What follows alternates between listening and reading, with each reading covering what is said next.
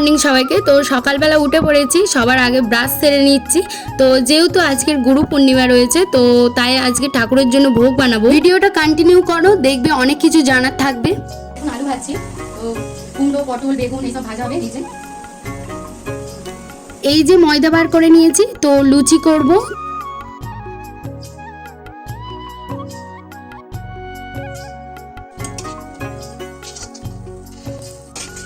এখন সুজি করছি, তো সুজিটা করলেই হয়ে যাবে।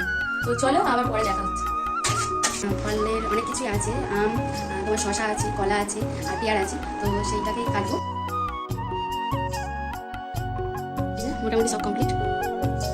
এখন আমি সিডুনি বানাবো, তো চলো প্রথমে কলাগুলোকে ছাড়িয়ে নিচ্ছি। তো প্রথমে কলাগুলোকে একদম মাখিয়ে নিতে হবে, তারপরে ওতে চিনি দিয়ে দেবে, তারপরে দেবে তোমরা আখের গুড়। আখের গুড়টা কিন্তু মাস্ট দেবেই, তবে না টেস্ট। তো তারপরে দিয়ে দেবে তোমরা ময়দা, তোমাদের পরিমাণ মতো ময়দা দেবে। আমিও যেমন পরিমাণ মতো ময়দা দিয়েছি, তোমরাও তেমনই পরিমাণ মতো ময়দা দেবে। তারপরে দিয়ে দেবে দুধ, নারকেল, তো তারপরে মিক্স করে নেবে। তারপরে আমি দিয়ে দেবো একটু গঙ্গা জল, যেটা পবিত্র জল বলা হয়। তো তারপরে একটু ঘি আর একটু সামান্য মধু, এটা জাস্ট দেওয়া যে শুদ্ধ হওয়া বলে, তো এটা দিয়ে দিলাম। তারপর কিশমিশ, তারপরে হচ্ছে সাজানোর জন্য একটু নারকেল কোড়া দিয়েছিলাম।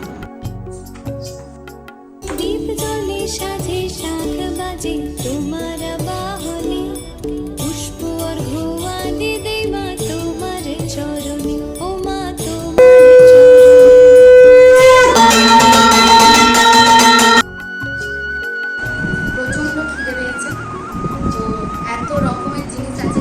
আমি প্রসাদি নিয়েছি, লুচি নিয়েছি, কুমড়োর তরকারি হয়েছে, কুমড়ো নিয়েছি, কুমড়োর তরকারি, সন্দেশ নিয়েছি, সুজি আছে, পটল আছে, আলু ভাজা আছে।